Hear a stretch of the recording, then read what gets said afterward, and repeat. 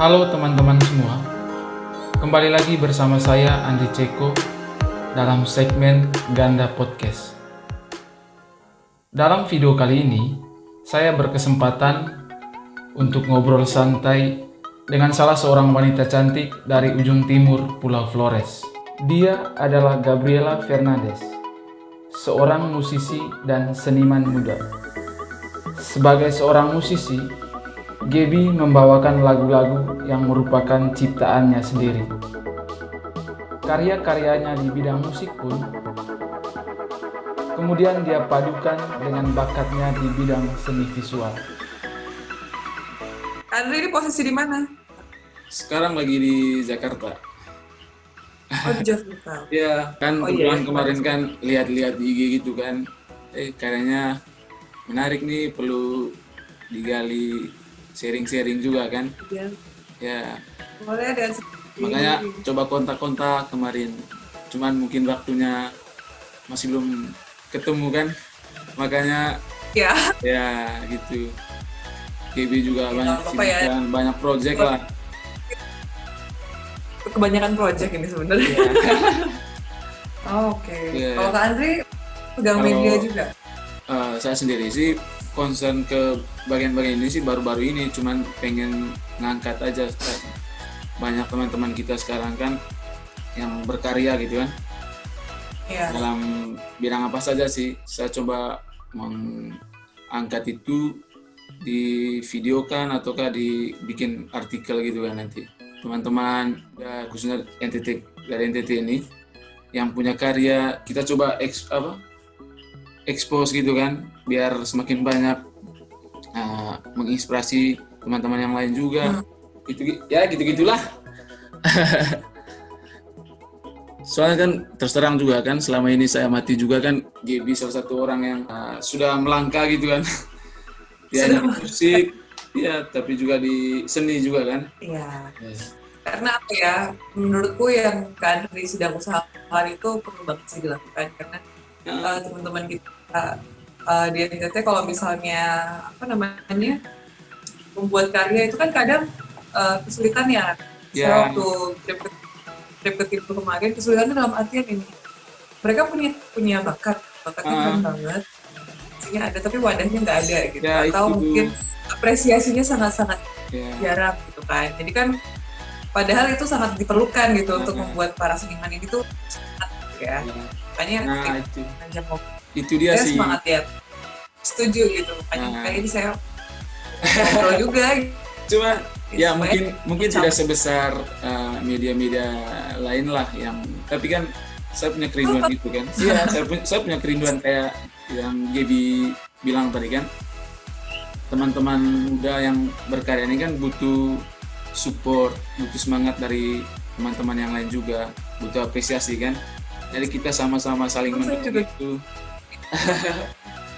Ya, diskusi-diskusi gini santai lah. Makanya kan saya coba ya, menarik sih diskusi dari sudut pandang Gaby sendiri. Terus terang yang saya amati dari Gaby-nya banyak karya. Gaby juga kan kayak nyanyi itu kan nulis lagunya sendiri. Nah, terus yang unik sih menurut saya judul-judulnya itu kayak nyantai gitu kan, kayak yang terbaru kan kayak Insomnia gitu kan. Ya. Itu kan relate dengan kondisi teman-teman saat ini ya. Terus sebelumnya itu bicara dewasa ya. Belum. Itu nanti akan setelah akan pas album dirilis. Itu kan maksudnya kan hal-hal sederhana ketika disampaikan dalam sebuah karya kan menjadi menarik. Nah itu yang mungkin belum banyak orang lihat kan, belum menyadari bahwa justru di sekeliling kita ini kan banyak hal yang bisa kita jadikan sebuah karya gitu kan. Dan Gaby sudah lakukan itu. Itu yang menurut saya, kayaknya perlu sharing nih, perlu. Proses ini. Iya. Perjalanan panjang ini. Iya. Oke, paham sih tentang hal-hal sederhana di sekitar kita yang bisa dijadikan gitu. Jadi nggak harus jauh-jauh gitu, bisa mulai dari diri sendiri dan pengalaman personal gitu. Kesibukannya sekarang apa, Gap? Kalau misalnya kesibukannya sekarang sih ini kan corona ya, jadi Ya, musiknya kemudian panggung semua nggak ada, itu bener-bener paling cuman online live performance gitu, tapi itu pun nggak terlalu sering ya. ya, uh, Fokuskannya di dunia lukisnya, jadi saya masih menerima orderan untuk lukis digital, terus lagi merintis ini sih Akarupa. Jadi Akarupa ya, itu semacam si yang dan semacam apa ya, brand juga sih yang sedang saya bangun bersama teman-teman di sini. Dia itu intinya adalah membangun karya, membangun diri juga, tapi lewat seni, medium seni, apapun itu, pas bidang pun dilakukan. Contohnya kemarin uh, bikin merchandising, atau mungkin kami mau bikin kelas kelas seni untuk pengembangan oh, diri, terus kami Semestalia itu sebenarnya nanti juga ya, akan masuk pas Semestalia yang lintas pertunjukan lintas bidang yang kemarin kami masukkan ke ruang kreatif, mm-mm, terpilih menjadi salah satu dari 14 kelompok yang ditayangkan. Jadi teman-teman bisa nonton di bulan Oktober, ya, akhir ya, September, Oktober. Nah, di situ karya pertama saya sih yang mengangkat NTT. Sebelumnya memang masih yang umum gitu, istilahnya ya udah personal journey aja gitu. Tapi kemudian ada panggilan sih untuk tetap mengangkat budaya di tempat yang selama ini itu sebenarnya rumah saya, cuman saya belum pernah tinggali gitu. oh, berarti nanti karyanya berupa kayak lagu gitu, cuman ada perpaduan budaya gitu kan? Iya, jadi bukan cuma lagu, karena Semestalia itu sendiri adalah pertunjukan musik tapi lintas bidang. Hmm, Jadi pertunjukannya memang berdasarkan 5 buah lagu yang saya tulis, tapi ya, kemudian dibalut teater, dibalut dengan tari, tari daerah NTT, dibalut dengan lagu daerah NTT juga, lalu kemudian dengan videografi di Lembata, Nangkapan ya. Paus di sana. Berarti itu project ini berjalan selama masa pandemi ini, ataukah pada saat yang kan saya juga pernah baca sih yang menuju ke timur ya, projectnya. Iya, Oh, menuju timur. itu bagian dari perjalanan itu ya? Iya, itu Ah, Semestalia menuju timur itu adalah judul pertama dari Semestalia, oh, yang kemudian nanti akan judul lain gitu. Ini sih belum corona, itu udah dari ah, tahun lalu sebenarnya. Tapi karena corona yang terjadi, jadi semuanya itu bergeser sehingga baru akan dirilisnya itu bulan September nanti. Gitu. Karena awalnya itu sebenarnya bukan video, bukan dalam ah, bentuk video film. live performance atau daring, tapi bentuknya hampir seperti film pendek. Cuman sebelumnya itu dalam bentuk panggung gitu ya. Kita Ya, manggung live, terus ada videonya di layar di belakang gitu. Tapi karena ini corona dan kemudian pandemi ini kita nggak bisa bikin panggung gitu ya. Jadi pihak Galeri Indonesia Kaya kemudian mengubahnya menjadi versi online. Jadi oh. penonton dari rumah kita menyiapkan video yang sebenarnya bentuknya jadi mirip-mirip film pendek sih gitu. Berarti selama pandemi ini juga tetap survive ya, tetap banyak menghasilkan karya juga. Jadi pandemi ini Puji tidak Tuhan. menghalangi lah. Ya, walaupun memang banyak tantangannya ya jadinya ya, karena kayak misalnya Ya, mau syuting tapi tempatnya masih tutup gitu, ya atau betul. misalnya kita harus tetap jaga protokol keselamatan dan Ya betul. lain-lainnya. Ya gitulah, hal-hal seperti itu tetap pasti ada.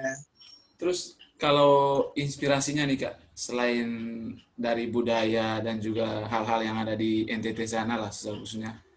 Kan Hmm. tadi seperti yang saya singgung di awal kan, judul-judulnya nih kayak ya yang ada di sekitar kita gitu. Kira-kira idenya sampai mengarah ke sana itu kan. Terus saya juga lihat di lagu-lagunya itu kan kayak di videonya perpaduan juga dengan bakat khususnya di seni lah.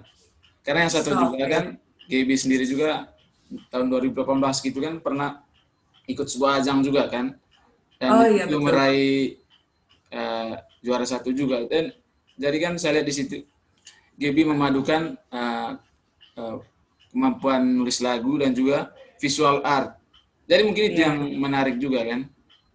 Mungkin bisa diceritakan juga Cap. Karena kan terus terang kalau untuk musiknya sendiri di kita mungkin sudah banyak. Terus Hmm. tapi mengenai visual art ini kan mungkin ya hanya sebagian kecil orang lah yang baru paham. Sementara kan itu suatu peluang yang bagus ke depannya. Betul. Oke, waktu 2018-2019 itu saya memang ikut kompetisi nasional yang istilahnya memang meminta kita. Jadi emang mereka encourage kita untuk menggabungkan dua passion yang berbeda gitu ya. Kebetulan saya emang passionnya ada di dua hal itu, musik dan lukis. Dan kemudian saya coba padukan gitu. Ketika misalnya ini hanya ya udah musik ya musik aja, terpisah sama lukisnya. Ternyata ini ada benang merahnya gitu. Jadi waktu itu saya memainkan lagu saya yang judulnya On a Sailboat Beneath the Sky. Itu lagu tentang proses diri. Lalu kemudian saya live painting gitu. Kalau live painting itu biasanya kan kalau orang painting ini ya di konsep dulu, terus kemudian butuh waktu. Nah ini saya coba untuk pendekatannya lebih seperti seni pertunjukan. Jadi lukisannya itu merespon lagunya. Jadi lagunya berhenti, lukisannya berhenti gitu. Dan modelnya lebih abstrak gitu ya. Jadi bukan di konsep lebih ke aku pengen menuangkan rasa, aku pengen khusus dengan diri, aku membuat lukisan itu dan kemudian videokan gitu. Jadi waktu itu memang bikin karya seperti itu dan kebetulan untuk bidang musik dan lukisnya saya yang terpilih gitu. Dapat rezeki lah gitu ya. Nah, itu ini pandangan Kak Andri tadi tentang di NTT gimana itu sebenarnya saya tuh dapat bakat lukis saya itu dari eyang saya. Yang saya di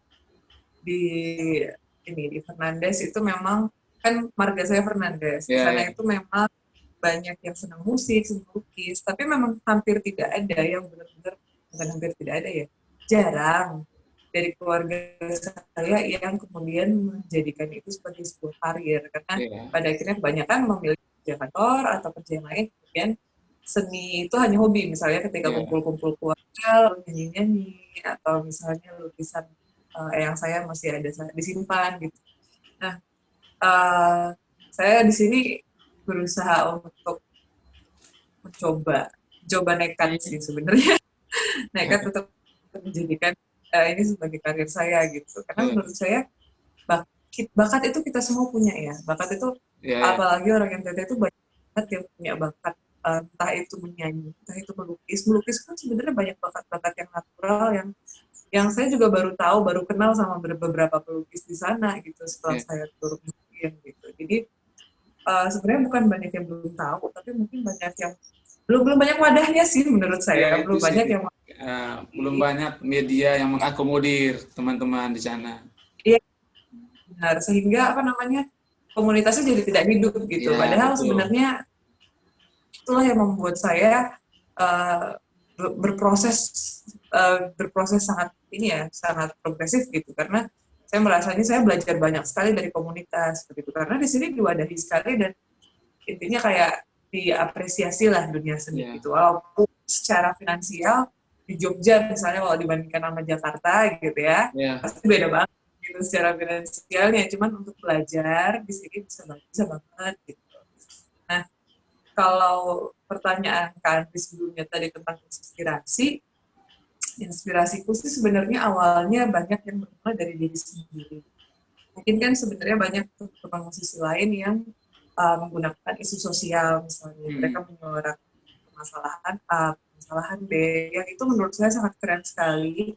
Tapi untuk saya personal, saya mungkin belum sampai di tahap itu. Mungkin pelan-pelan ya, tapi pada awalnya saya masih berproses dengan diri dulu. Gitu. Karena banyak sekali hal dalam diri yang kemudian bisa digali, diolah, mungkin menjadi sebuah karya. Entah itu tentang perjalanan kita menjadi dewasa, entah itu tentang nostalgia kita, memori-memori kita di masa lalu, entah itu tentang relasi kita dengan orang lain, bagaimana kita membuat momen-momen yang istimewa dengan orang lain, dan itu tidak harus selalu tentang cinta, begitu ya, karena banyak banget musisi yang kemudian hanya terpaku di satu tema cinta karena memang itu yang menjual gitu misalnya ya. Tapi sebenarnya ada banyak banget kalau kita berani untuk melompat dari zona nyaman gitu, atau melompat dari apa yang sudah dianggap populer oleh kebanyakan orang, itu akan banyak sekali hal yang bisa digali. Gitu. Jadi kalau inspirasi sih untukku paling banyak sih dari diri sendiri dulu, kemudian mungkin setelah saya mungkin nanti harapannya ya bisa lebih banyak berdamai dengan diri gue. Saya melihat isu-isu di sekitar saya gitu. Kayak ketika Semesta Leha Menuju Timur ini kan sudah mulai ada tahapan ke, oh aku melihat ini memang sih temanya masih tentang proses dengan diri gitu. Tapi kemudian saya sudah mulai membalutnya dengan budaya, dengan kultur, dengan adat istiadat di NTT, hal-hal yang ingin saya angkat gitu.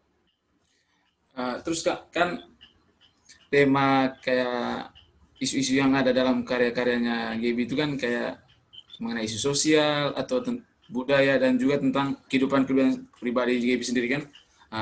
Sementara kan untuk konteks musik saat ini kan ketertarikan orang itu ke arah-arah situ kan ya bisa dibilang masih sangat kurang kan. Nah, kira-kira Gaby sendiri menyikapi hal itu kan gimana kan? Itu kan tantangan juga. Di saat orang Ya, betul. tadi yang Gaby bilang kan orang lebih cenderung menyukai lagu-lagu percintaan. Sementara Gaby menghadirkan karya dalam nuansa yang berbeda.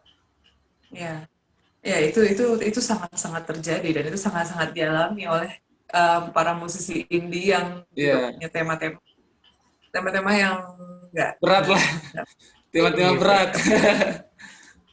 Nggak tahu ya bisa dibilang berat apa enggak, tapi istilahnya nggak mainstream gitu ya, bukan sesuatu yang populer gitu. Tapi kalau Kak Andri lihat belakangan ini ya, trennya tuh udah mulai bergeser gitu. Jadi major label sekarang ini kan juga udah malah mengarah ke style musik-musik yang tidak populer ini, karena pada akhirnya ketika internet dan teknologi ini berkembang, orang-orang semakin mudah menemukan apa yang ingin mereka cari, mereka semakin mudah menemukan musik-musik yang tidak biasa, sehingga makin terkalah pikirannya, sehingga tren di tahun 2019-2020 ini banyak justru malah lagi naik-naiknya gitu musik. Iya, betul. Ya. Jadi sebenarnya aku sebagai musisi itu sudah mulai berproses itu dari tahun 2016 gitu ya. Tahun-tahun itu masih jarang sekali gitu ya, masih belum naik gitu kan, walaupun udah sedikit-sedikit lah, tapi belum. Nah, aku terinspirasi oleh banyak musisi-musisi yang sebelumnya, musisi senior yang istilahnya mereka sudah berproses jauh lebih lama lagi dari saya, udah 10 tahun sebelumnya, 5 tahun sebelumnya, tapi tidak dihargai gitu. Maksudnya tidak ada orang yang kemudian suka sama lagunya, dan banyak orang yang mengapresiasi mereka, malah cuman ya udah segelintir orang aja, tapi semangat mereka itu tetap ada, mereka tetap kekeh, mereka tetap berpegang teguh pada idealismenya mereka, dan pada akhirnya ketika momennya tiba, waktunya tiba, pasti ada waktu di mana semua usaha mereka itu membuahkan hasil gitu. Jadi pada akhirnya ketika trennya misalnya cocok dengan apa yang genre yang diusahakan ini, akan naik dengan justru malah apa ya, istilahnya kan mereka unik, nggak ada penggantinya gitu, nggak ada yang bisa gantiin mereka, sehingga orang lah yang mencari mereka gitu. Jadi soal genre yang belum terkenal misalnya, kadang kita cuma perlu bersabar dan terus apa namanya, continue lah dalam memperjuangkan atau berkarya dengan idealisme kita gitu, walaupun kita juga perlu ini punya strategi untuk kemudian juga butuh makan, kita juga butuh sesuap nasi, dapur harus terus mengepul gitu. Maka kembalilah lagi ke tadi 2 bidang yang saya lakukan. Lukis itu adalah strategi saya untuk bisa tetap bertahan gitu. Jadi ketika musik itu sedang down, seperti di masa corona ini, saya kemudian masih menerima order lukis dan membuka usaha di bidang lukisnya gitu. Berarti kayak lebih pada konsistensi ya? Konsistensi, dan kemudian kita tetap pakai strategi gitu.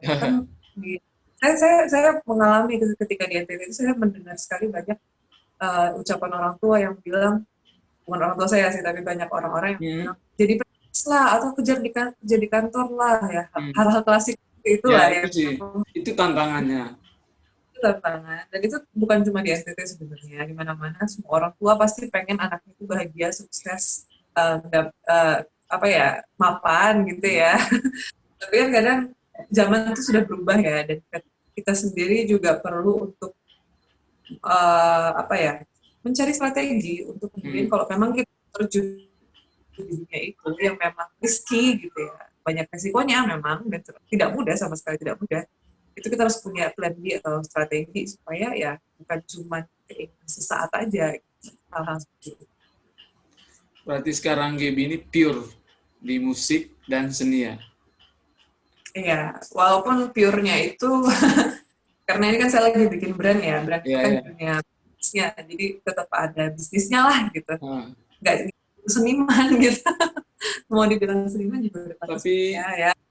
Relate nggak sih? Ya kan Gaby dari psikologi ya? Dan musik. Iya, saya itu perpaduan ketiganya itu. Gimana menurut Andre perpaduan ketiganya emang gimana tuh? Ya, menurut saya sih cocok juga kan, dari psikologi bagaimana, tadi kan seperti yang Gaby bilang, inspirasi salah satunya kan dari diri sendiri. Ya bisa saja mengenai bagaimana emosi, bagaimana perjalanan kan, itu tidak terlepas dari psikologi juga. Bagaimana psikologi juga kan membahas tentang perkembangan diri juga kan.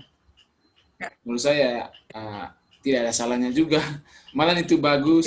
Terus karya-karya visual juga kan bisa terkait dengan emosi, perasaan, tidak hanya dengan perasaan diri sendiri, tapi juga mengenai apa yang kita lihat di sekitar juga.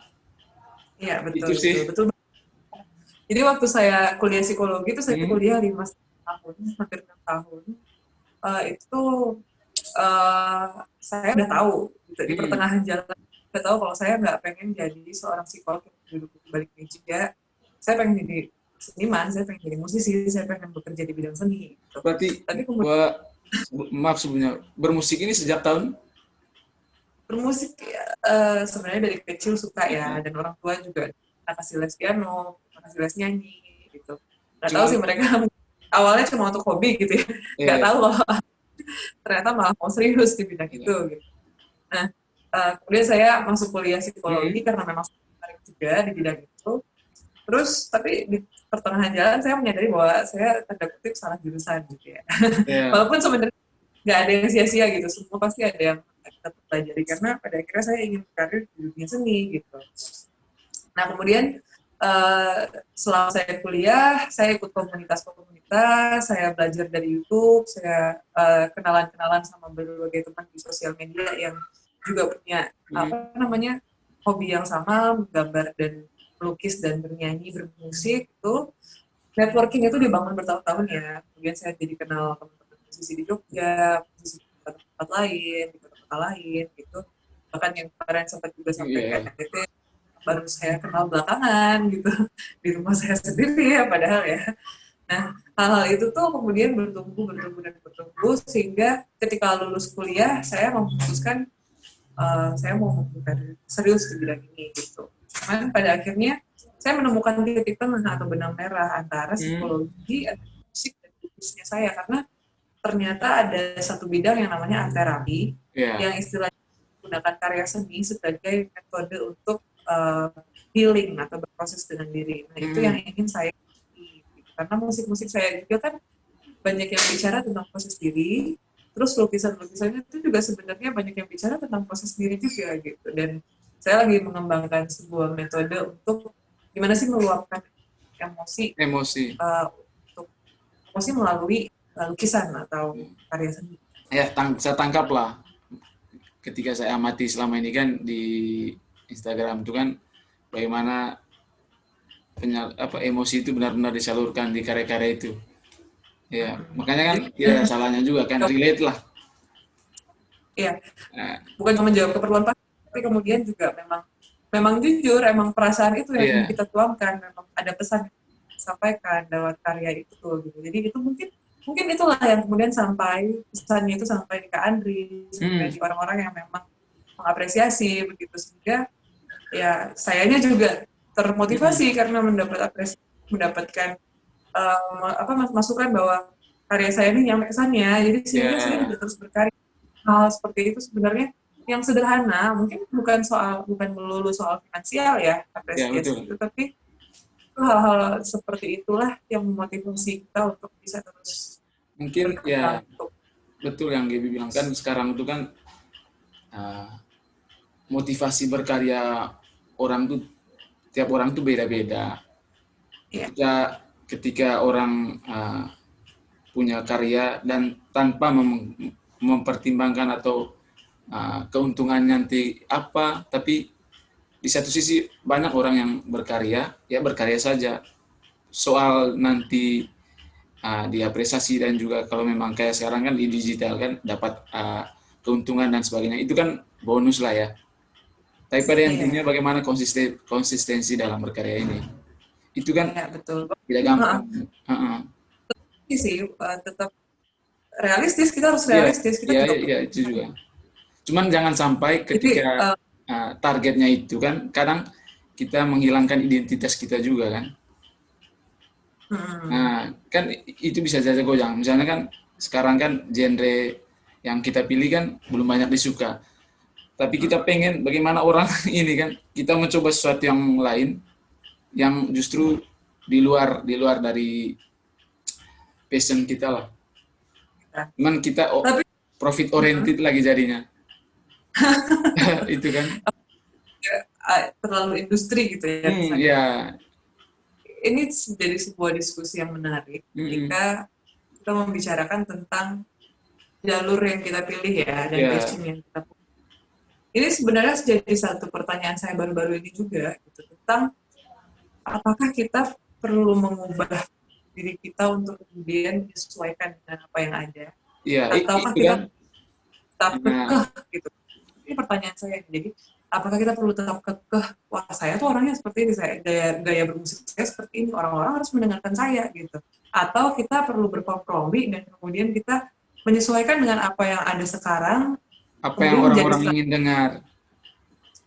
Nah itu menariknya, salah satu contoh musisi yang sedang melakukan hal itu yang ternyata cukup berhasil adalah kalau kakak perhatiin prosesnya Isyana Sarasvati. Iya. Dia kan sebenarnya sangat-sangat idealis, sangat-sangat segmented karya yang dia lakukan. Dia adalah penyanyi opera yang kemudian punya visi untuk bermusik yang ternyata sangat teatrikal gitu ya. Tapi kemudian dia belok dulu gitu, dia memanfaatkan strategi untuk kemudian menjadi seorang yang di dunia industri dulu tanpa menghilangkan passion dia yang sebenarnya di dalam itu, sehingga ketika waktunya tiba, ketika situasi sudah sangat mendukung, dia sudah dikenal banyak orang, dia kemudian bisa memanfaatkan situasi yang ada dengan mengeluarkan karyanya yang idealis gitu. Jadi sebenarnya bukan melulu tentang kita harus kekeh dengan apa yang kita ingin sampaikan atau dengan genre kita yang mungkin tidak biasa.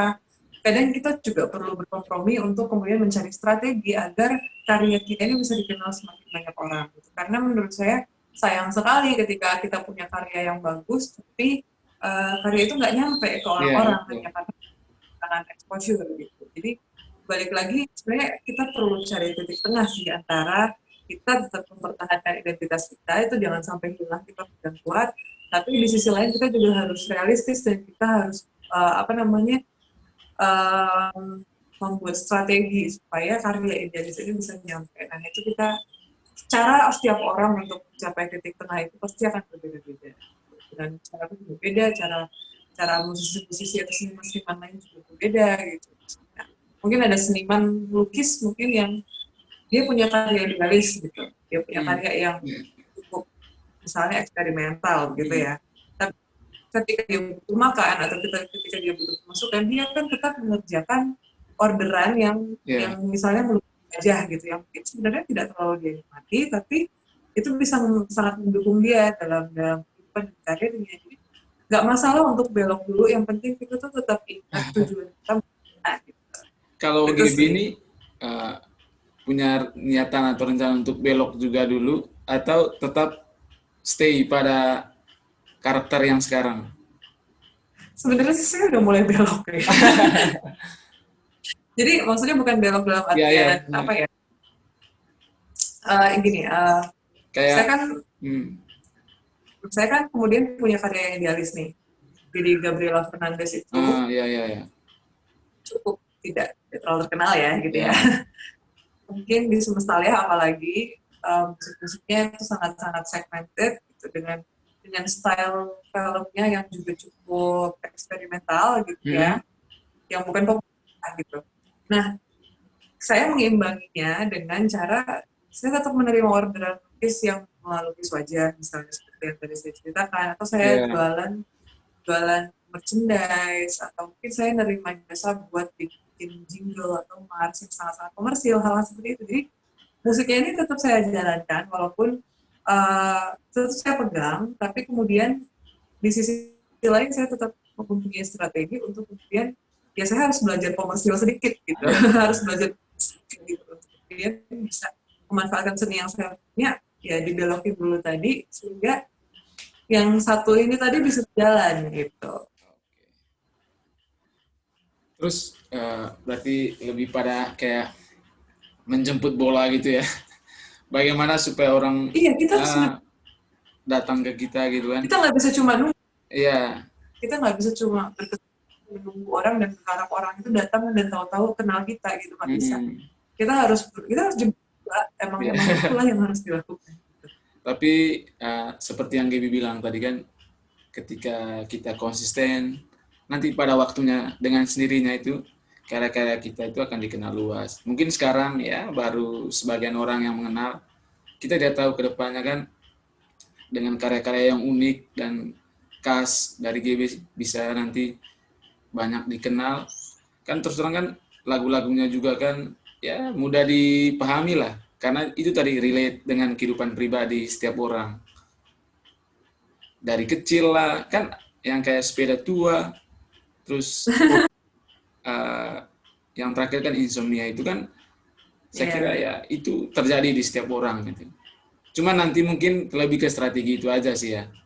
Bagaimana supaya orang-orang itu semakin banyak mengenal karya-karya dari GB. Terus kan ini juga sih yang menjadi kegunaan saya kan, kalau untuk GB sendiri kan tumbuh dan besar di tempat yang memang orang punya ketertarikan akan seni, dan juga bagaimana perhatian orang-orang sekitar tentang seni itu cukup besar lah dibandingkan dengan daerah-daerah kita ya. Jogja kan terkenalkan dengan seninya orang-orang di sekitar banyak komunitas. Terus kalau untuk GB sendiri ke depannya, untuk teman-teman yang NTT yang punya kerinduan atau punya karya yang seperti yang GB lakukan sekarang, kira-kira ke depannya ini harus gimana? Apakah kita, kan tadi kan di awal-awal lah kita bilang kita bagaimana kita supaya saling support kan, bagaimana saling memberi apresiasi. Kira-kira itu harapan GB ke depannya itu gimana? Maksudnya bagaimana supaya tidak hanya GB lah, tapi ada GB yang lain nanti yang punya ya punya karya. Iya, oke. Saya paham pertanyaan. Paham betul. Karena ini sebenarnya saya di Jogja kan juga sebenarnya bukan dari kecil. Saya dari kecil itu malah di Kalimantan dan di Batam, di mana di dua kota itu juga tidak sehidup Jogja gitu ya. Kehidupannya. Di situ saya benar-benar nggak banyak mengenal komunitas kesenian gitu, dan belum terinspirasi untuk kemudian membuat karya sendiri. Karena pada akhirnya yang didengarkan di sana adalah musik-musik mainstream atau lukisan-lukisan yang cuman untuk jualan gitu kan. Nah, tapi saya memang cukup beruntung ketika saya tinggal di Jogja selama saya dari 2012 sudah 8 tahun saya tinggal di Jogja. Itu kemudian membuat saya berproses cukup banyak ya. Nah, yang saya pelajari dari kehidupan saya di Jogja adalah networking. Itu sangat penting. Bagaimana kita berjejaring dengan banyak orang atau banyak seniman di sekitar kita, bahkan di luar kota kita sendiri, itu menjadi sangat penting. Karena justru ketika di masa corona ini, masa pandemi ini, jejaring networking digital ini kan semakin terbuka ya. Jadi semakin banyak orang yang bisa diajak berkolaborasi. Panggung tidak lagi harus di satu tempat yang sama. Bisa saja saya main di orang lain main di Momeres, tapi itu juga bisa terjadi gitu ya. Atau mungkin seperti Kak Andri mengajak saya ngobrol seperti ini kan tidak harus ketemu gitu ya. Jadi berjejaring seperti ini justru perlu dimanfaatkan sekali untuk teman-teman dan kita para seniman di NTT misalnya yang mungkin di daerahnya sendiri tidak dihargai gitu. Kayak di agama di Alkitab ada kalimat itu ya, kadang seorang imam dihargai di tempatnya sendiri, dan itu sendiri. Bahkan ketika saya turun waktu itu saya tur dari Jogja, saya tur ke beberapa kota lain, Malang sampai ke NTT, saya malah merasa justru di kota lain itu kita lebih diterima gitu Ya, kadang ya. Nggak, lebih diapresiasi. lucu sih sebenarnya Iya itu itu. fakta, lebih diapresiasi justru di tempat lain gitu. Nah, ketika teman-teman punya karya atau misalnya punya portofolio, gitu, cobalah berjejaring lewat itu ke kota lain atau mungkin mungkin bahkan karya kita nggak diterima di Indonesia gitu ya, tapi diterima di negara lain gitu. Iya, Misalnya kita nggak, udah banyak platform-platform internasional yang bisa teman-teman manfaatin untuk kemudian meletakkan karya-karya teman di situ kayak Fiverr atau mungkin banyak lah, nanti teman-teman tinggal searching aja how to iya. sell your artwork internationally gitu. Hal semacam itu, internet itu sangat-sangat membantu kita. Jadi selain networking, kita perlu saling support, kita perlu saling kenal, kita perlu Iya. saling apresiasi antar seni dari berbagai kota di Indonesia. Kita juga perlu istilahnya ini sih, melek teknologi gitu ya.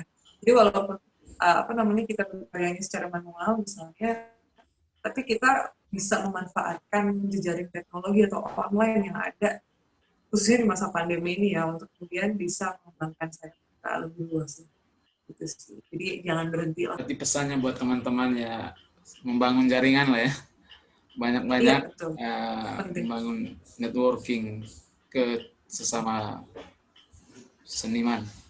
Ya, menurut saya menarik. Mungkin ya untuk ya, GB sendiri ya karena tinggalnya di Jogja mungkin lebih banyak fasilitas itu tadi kan ya teman-teman di Ya, sana kan itu tadi ketika di daerah sendiri kan kita kurang diapresiasi juga itu tantangan untuk teman-teman yang saat ini memang berkaryanya di wilayah NTT.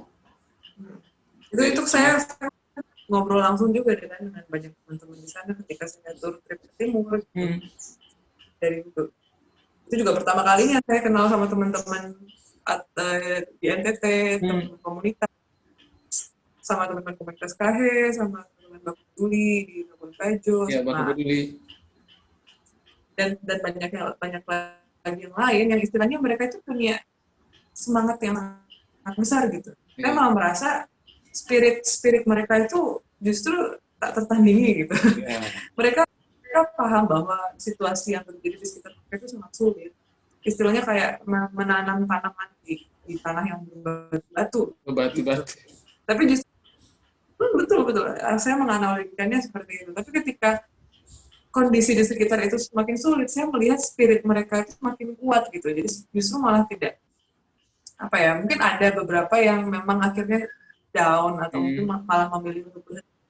Tapi ternyata saya menemui banyak orang yang juga tetap berjuang, walaupun situasi sekitar mereka tidak mendukung, mereka tetap berjuang dan justru itulah yang membuat mereka malah bersinar gitu. Jadi ya, kayak uh, akarnya semakin kuat karena dia menembus batu-batu gitu. Kalau kita analogikan, dia cuma bukan akar yang tumbuh di tanah yang sudah gembur, yang istilahnya ya udah sangat mudah, semua dimudahkan. Ketika situasi kita justru sulit, dia memperkuat diri gitu. Itu sih yang saya lihat dari semangat teman-teman pejuang di sana. ya sih. Berarti kalau selain maksudnya GB sendiri ke depannya juga punya impian atau cita-cita yang kayak bagaimana teman-teman seniman, teman-teman yang berkarya ini atau maksudnya dari GB sendiri kayak seniman center gitu kan untuk khususnya NTT gitu. Apakah punya arah ke sana gitu kan? Biar kayak jadi media bagi teman-teman sana, misalnya GB yang menjadi mengkoordinir gitu. Kan Oh, paham ya banget. ya Art space begitu ya, ruang ya kreatif. Oke, kalau kalau itu sebenarnya saya masih ini sih, karena kan saya basecampnya di Jogja ya. ya Dan memang saya ambil untuk kemudian ke arah timur gitu. Kayak saya selalu bikin tur yang namanya Trip Menuju Timur, atau kemudian saya bikin karya yang di Menuju Timur. Tapi kan kemudian saya mau memanfaatkan sebenarnya ini sebuah rahasia perusahaan. Bahwa saya tuh mau memanfaatkan wadah yang ada di Jogja ini untuk kemudian saya bisa berkarya sehingga saya bisa semakin sering membawa apa yang saya buat di sini kemudian saya bawa ke sana gitu. ya itu Nah, kalau saya rasa justru kayak yang dibilang oleh Kak Andi mau membuat sebuah art center atau rumah rumah kreasi atau mungkin apa ya istilahnya base camp di sana dengan ya teman-teman yang koordinir itu perlu dilakukan oleh teman-teman yang mengenal Ya, betul. apa ya, mengenal tahan perangnya gitu. Ya. Justru itu adalah tugas teman-teman di NTT untuk kemudian membuat hal seperti itu, karena Jogja berpuluh-puluh tahun yang lalu juga bentuknya seperti di sana. Ya. Kehidupan komunitas Jogja beberapa waktu yang lalu, cukup lama memang, itu sama seperti yang sedang dialami teman-teman di NTT sekarang. Nah, apa yang mengubahnya? Ya teman-teman sendiri gitu. Akhirnya kemudian perlu untuk dilakukan dari kecil dulu, dibuat kecil, Ya. semakin besar, semakin besar, semakin besar, sehingga awareness orang semakin meningkat, dan pada akhirnya wadah itu tercipta sendiri gitu. Jadi istilahnya kayak ketika wadah itu tidak ada, ya kita ciptakan gitu. Ketika apresiasi itu tidak ada, kita bangun Kita supaya bangun, apresiasi ya. itu ada gitu. Jadi yang perlu diubah bukan bukan bukan kita berharap supaya orang luar atau mungkin pemerintah gitu ya, memang itu sebuah hal yang kita juga gemes gitu ya kadang.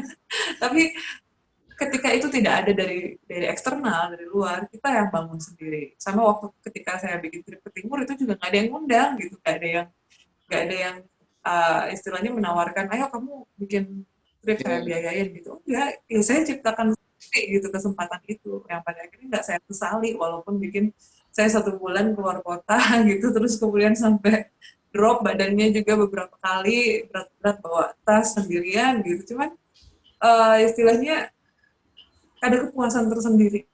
Jadi memang kita semua harus berproses. Teman-teman di sana juga harus berproses. Saya juga berproses dengan cara saya di sini. Apa yang bisa saya lakukan di sini sehingga bisa tetap mengangkat NTT, tapi kemudian saya istilahnya dengan strategi sih.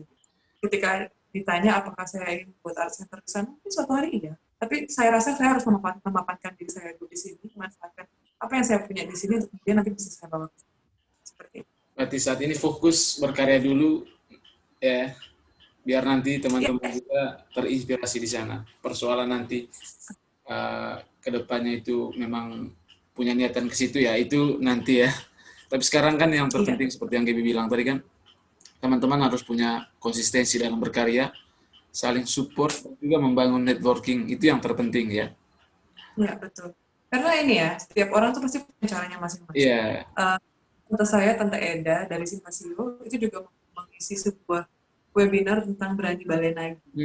Tante Eda adalah satu orang yang saya kagumi sekali karena dia berani untuk balik ke kampung dan tinggal di sana dan kemudian berkarya all out untuk kemudian mengambil Simpasio untuk anak-anak di sana, atau mungkin ada kakak sepupu saya yang lain yang juga melakukan hal yang sama. Dia dari Jakarta, dia berani balik ke kampung dan kemudian berkarya di sana dengan berbagai tantangan yang sulit sekali, karena memang yang tidak dipungkiri seperti misalnya pandangan masyarakat yang belum open terhadap hal-hal baru, atau mungkin ya pandangan-pandangan yang mencibir hal-hal seperti itu, atau mungkin daya beli yang masih rendah gitu ya.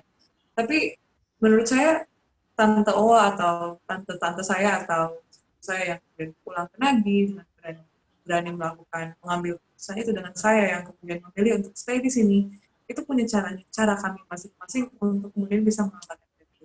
Jadi bukan tentang metodenya seperti apa, tujuannya itu sama dan semuanya membawa ke seperti itu. Ya, menarik. Terus terang salut sih dengan kalian yang tetap pada karakternya, tetap berkarya. Kan terus terang kan sekarang juga ya banyak tantangan, tidak hanya dari segi pandemi ini juga, tapi juga banyak tantangan dari internal juga, dari keluarga, orang-orang sekitar, itu menjadi suatu hal yang tidak bisa kita hindari kan. Bagaimana kita memilih jalan sendiri, sementara orang-orang sekitar kita itu mengharapkan ya seperti yang tadi kan, sesuatu yang lain, misalnya bekerja di kantor lah atau gimana gitu.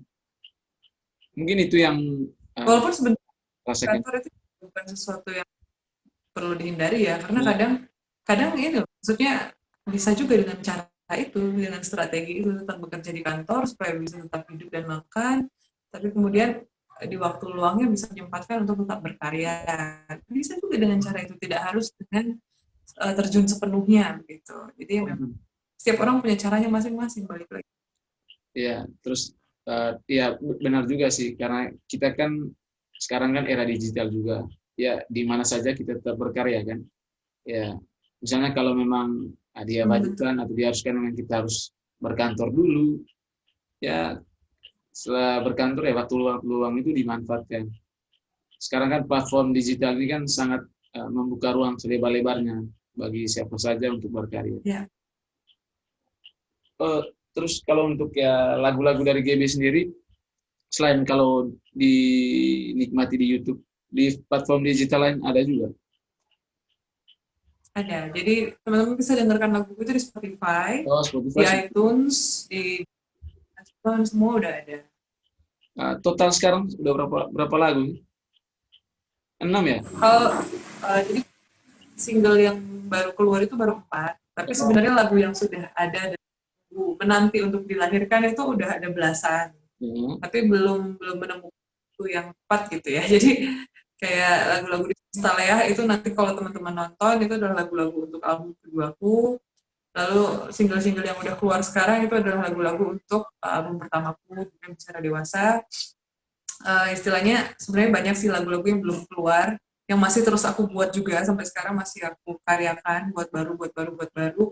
Tapi kemudian proses itu tidak instan ya, tidak cepat juga ya. Satu lagu itu apa ya? Mungkin kesannya ya udah simple gitu, tinggal publish segala macam. Padahal buatku itu butuh waktu yang sangat panjang, bahkan bertahun-tahun. Saya mulai untuk memutuskan untuk karir di Gabriela Fernandez Music itu di 2016, single pertama 2017. Padahal semua lagu yang istilahnya apa ya, yang belum saya keluarkan sekarang udah jadi di tahun-tahun itu. Tapi saya butuh waktu beberapa tahun untuk kemudian bisa benar-benar melahirkan anak-anak itu dengan kondisi yang layak gitu lah istilahnya. Jadi emang nggak mudah dan nggak cepet. Berarti target kedepannya album lah ya? Iya, udah pasti album. Cuman kemarin sebenarnya mau dirilis di tahun ini, di tahun malahan. Tapi karena corona terjadi, terus saya memikirkan bahwa wah susah ini, daya beli masyarakat juga lagi turun, lebih baik saya keep aja sehingga dia akan lahir di waktu yang lebih mapan lah. Tapi saya Gitu. harap albumnya nanti bisa booming. Albumnya bisa diterima lah, bisa disukai banyak orang. Itu yang terpenting. Karyanya diterima dan disukai. Ya, Dan pesannya nyampe, ya, bisa menyentuh banyak orang, bisa buat orang merasakan sesuatu apapun itu, positif atau negatif. Ya perasaan yang hangat lah ketika mendengarkan karya-karya. ya mungkin itu saja dulu ya, Gap. Tapi terus terang saya banyak dapat ilmu. Nanti kedepannya juga kita bisa sharing-sharing lagi. Tapi yang pasti saya selalu support dalam hal apa saja. Dan semoga karya-karya nanti ke depan bisa semakin banyak diterima lah dan disukai. Dan tetap konsisten dalam berkarya. Itu yang terpenting. Jangan Terima kasih juga. Tidak pasti Ya. tidak akan patah semangat. Justru terima kasih kepada Kak Andri yang menurut saya ajakan Kak Andri untuk ngobrol seperti ini itu juga sebuah apresiasi yang saya hargai sekali gitu. Ketika tahu Kak Andri ternyata mencari tahu lagu saya atau mungkin mengikuti proses saya dari sebelum-sebelumnya jauh-jauh hari, itu menurut saya hal yang sangat apresiatif gitu. Jadi saya menghargai itu. Terima kasih, semoga obrolan kita hari ini bisa ini ya membawa ya. Oke, thank you. Itu masih berproses ya. Kak Andri juga masih berproses, kita sama-sama berproses lah gitu intinya. Tapi setidaknya sebuah langkah sudah diambil kan, sedikit berada di depan lah, sehingga teman-teman yang masih di belakang bisa naikin kecepatan biar sejajar atau bahkan lebih kan. Kecepatannya masing-masing dan itu tidak sama.